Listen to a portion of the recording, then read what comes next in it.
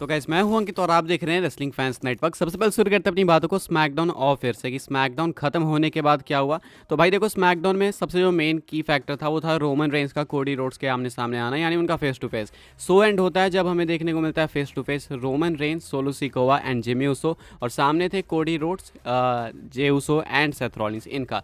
अब इसके बाद स्मैकडाउन जाता है ऑफ एयर। काफ़ी सारे लोगों को ये रस एंडिंग लगती है, लेकिन स्मैकडाउन खत्म होने के बाद हुआ क्या? स्मैकडाउन खत्म होने के बाद कुछ नहीं होता है। जिमी उसो अपनी फनी एंटिक्स दिखाते हैं एंड वो ये वीडियो तकरीबन 2 मिनट की, लेकिन मैं आपको छोटी सी क्लिप उठा के दिखाता हूँ। यहाँ पे एंड में जो है आखिरकार फाइनली लगा जिमी उसो को सुपर किक जे उसो की तरफ से, एंड कोडी रोड्स ने भी अपना मूव लगाया एंड कुछ इस तरीके से स्मैकडाउन ऑफ एयर खत्म हुआ। अब ये चीज़ कुछ समझ नहीं आई कि जब सब सेपरेट थे तो फिर Jimmy Uso Cody Rhodes and जे उसो के बीच में रिंग में क्यों गए, ये कोई सेंस नहीं बनाती चीज़। लेकिन फिर डार्क में ये चीज़ हुई, ऑफ एयर में हुई, तो उससे क्या ही फर्क पड़ता है। अभी के हिसाब से काफ़ी सारे लोग ऐसा मानते हैं कि जब R-Truth रिटायर हो जाएंगे तो देन जिमी उसो एक परफेक्ट रिप्लेसमेंट है उनके लिए।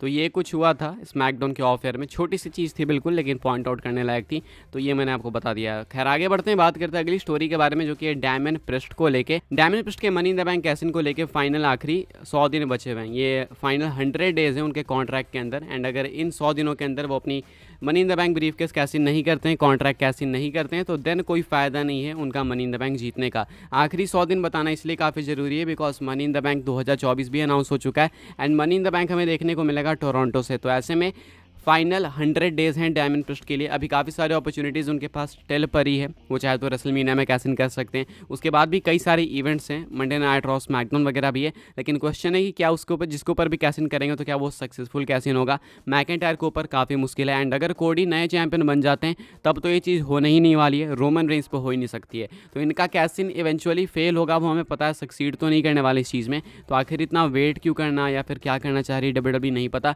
हो सकता है डब्ल्यूडब्ल्यूई ये भी करना चाह रही हो कि इनका जो ये money in the bank briefcase है वो ऐसे ही चला जाए बिना कैसिन किए, हो सकता है। लेकिन अभी के हिसाब से ये फैंस को चीज़ बिल्कुल नहीं पसंद आ रही है। लोग कंपेयर कर रहे हैं ओटिस की रेन से, कि जो ओटिस की money in the bank briefcase वाली रेन थी वो ज़्यादा इससे पसंद आई थी उनको, एंड वो ज़्यादा एंटरटेनिंग थी, लेकिन ये बिल्कुल नहीं पसंद आ रही है। एंड ये आखिरी 100 डेज़ ये खुशी मनाने वाली चीज़ नहीं है, कंसर्निंग है कि इतने दिन से कर क्या रहे थे। कई सारी ऐसी अपॉर्चुनिटीज़ आई जहाँ पे लगा कि money in the bank cash in हो सकता है, लेकिन वहाँ पे भी कैसिन नहीं हुआ। अटेम्प्ट कई बार हुआ, लेकिन हमेशा सेम एंडिंग होती है, बीच में कोई और इंटरप्ट कर देता है। तो ये काफ़ी रिपीटेड चीज़ हो गई थी, फैंस इससे काफ़ी गुस्सा भी हो गए थे, ऑफेंड हो गए थे। अब अभी के हिसाब से ये आखिरी 100 दिन है, तो आपके हिसाब से परफेक्ट अपॉर्चुनिटी प्लेस कौन सा होना चाहिए डायमंड प्रिस्ट के लिए, जहाँ पे उनको अपनी money in the bank briefcase cash in करनी चाहिए? कमेंट करके आप लोग बता देना जरूर से, एंड किसके ऊपर करना चाहिए, एंड क्या वो फेल होना चाहिए या फिर सक्सीड करना चाहिए? ये सारे थॉट्स ओपिनियंस आप लोग कमेंट करके बता सकते हो। अभी आखिरी के ये 100 दिन है, देखते हैं डब्ल्यूडब्ल्यूई इसको कैसे बुक करती है डायमंड प्रिस्ट की रेन को। आगे बढ़ते हैं, बात करते हैं अगली स्टोरी के बारे में, जो कि best in the world CM Punk को लेके।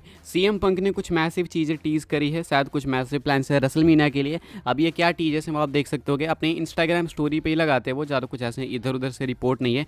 अपने इंस्टाग्राम पे काफ़ी सारे अपने रिंग गियर को पोस्ट करते हैं, एंड पता नहीं यहाँ पे क्या है देखने लायक, लेकिन कहते हैं working on something cool for the fans that are coming to Mania. अब यहाँ पे कमिंग टू मेनिया कहा गया है, कमिंग टू डब्ल्यूडब्ल्यूई वर्ल्ड नहीं कहा गया है। लोग काफ़ी मिसअंडरस्टैंडिंग में ले रहे हैं इस चीज़ को कि भाई ये हो सकता है डब्ल्यूडब्ल्यूई वर्ल्ड की एडवर्टाइजमेंट हो, जो कि जस्ट रेसलमेनिया से पहले होगा, तो हो सकता है। लेकिन यहाँ पे उस चीज़ को मेंशन नहीं करा गया, यहाँ पे सिंपल लिखा गया है working on something cool for the fans that are coming to Mania. Also CM Punk ने मंडे नाइट रॉ के दौरान ये चीज़ कंफर्म ही कर दी थी कि वो इन्वाइट किए जाए या फिर नहीं, लेकिन वो रेसलमेनिया में प्रेजेंट होंगे, तो वो चीज़ होने ही वाली है, एंड फैंस तो आएंगे ही आएंगे। रेसलमेनिया के अंदर खचाखच क्राउड भी भरी होगी। तो सीएम पंक ये रिंग गियर वगैरह पोस्ट करके क्या टीज करना चाह रहे हैं नहीं पता, लेकिन मैं आपको ये बता दूं कि रिंग गियर सुपरस्टार्स तभी पोस्ट करते हैं यूजुअली जब उन्हें अपना इन रिंग रिटर्न करना होता है। इसका मतलब ये नहीं है कि अपना इन रिंग रिटर्न करेंगे, बट यू नेवर नो भाई, रेसलिंग है तो नेवर से नेवर वाली चीज़ है, एक्सपेक्ट द अनएक्सपेक्टेड वाली बात है। तो यहीं पे इनका कहना है कि कुछ स्पेशल ये कुक कर रहे हैं, अभी देखते हैं क्या है। साथ में एक और इंस्टाग्राम स्टोरी इन्होंने डाली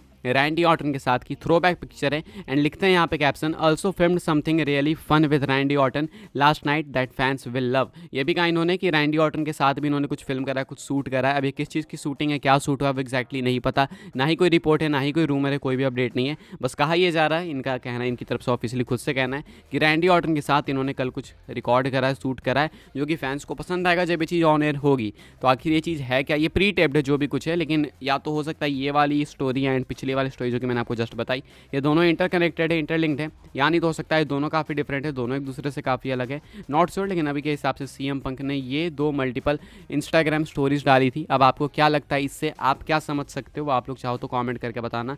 फिलहाल ये कुछ है। गुंथर को लेके हमारी अगली अपडेट, तो गुंथर के लिए भी क्या स्पेशल रेसलमेनिया एंट्रेंस प्लान हो रही है या फिर हो रही थी, इसको लेके एक अपडेट है रेसलिंग ब्लॉग की तरफ से, आप लोग देख सकते होगे। यहाँ पे कहा जा रहा है idea was pitch for Gunther WrestleMania 40 entrance, it was suggested for him to use symphony number 9 in E minor, the feeling from some people is that theme song may not fit with the current version of Gunther. कहा जा रहा है कि एक idea pitch करा गया था, अभी अप्रूव हुआ है या डिनाई हुआ है नहीं पता, लेकिन इसको पिच करा गया था गुंथर के स्पेशल रेसलमेनिया 40 एंट्रेंस के लिए। अब कुछ यहाँ पे कॉर्ड्स होते हैं, अब इतना नहीं पता, जो म्यूजिक में होंगे उनको पता होगा। कहा जा रहा है कि कुछ ये particular symphony number 9 E minor करके सेटिंग्स थी, जो कि ऐसे पिच करी जा रही थी गुंथर के स्पेशल एंट्रेंस के लिए, शायद लाइव एंट्रेंस की बात हो रही है। लेकिन कुछ लोगों को बैक स्टेज ऐसा लगा कि ये जो थीम सॉन्ग है, जो बन के आउटकम निकलेगा बाहर, वो पसंद नहीं आएगा लोगों को एंड गुंथर के करेंट वर्जन से सूट नहीं करेगा। तो अभी एग्जैक्ट अपडेट है कि आप समझ पाए तो बहुत अच्छी बात है, बिकॉज उतना समझ मुझे भी नहीं आया, बिकॉज ये काफ़ी टेक्निकल चीज़ है, symphony number 9 and E minor करके जो भी है।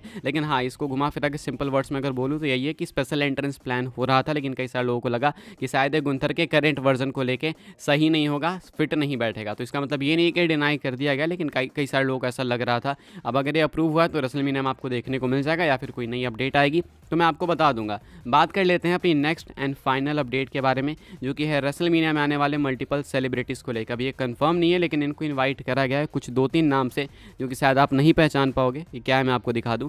Jason Kelce, some other Eagles players and Joel Embiid are some of the athletes from Philadelphia that have been invited to be part of WrestleMania 40।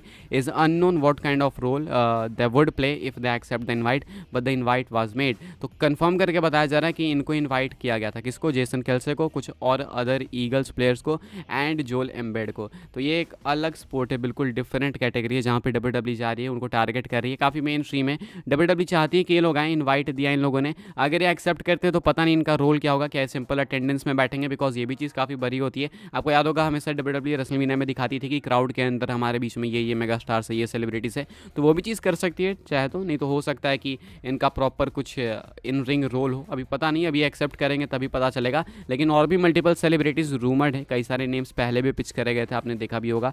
तो अभी के हिसाब से कुछ ज़्यादा क्लैरिफिकेशन मिल नहीं रहा है, मिलेगा तो मैं आपको बताऊंगा। अभी के हिसाब से इस वीडियो के लिए कुछ अपडेट्स, आई होप सो आपको इन्फॉर्मेशन मिली हो। मिलो तो वीडियो को लाइक करें, शेयर करें, सब्सक्राइब करें चैनल को, ताकि आने वाले टाइम के अंदर आपको और भी ऐसी डब्ल्यूडब्ल्यू की न्यूज़, रूमर, अपडेट सब कुछ टाइम टू टाइम सबसे पहले मिलते रहे। फॉलो कर सकते हैं आप लोग मुझे इंस्टाग्राम एंड ट्विटर पर, लिंक आपको मिल जाएगा डिस्क्रिप्शन में। ज्वाइन कर सकते हैं व्हाट्सएप चैनल को, उसके भी लिंक है डिस्क्रिप्शन में।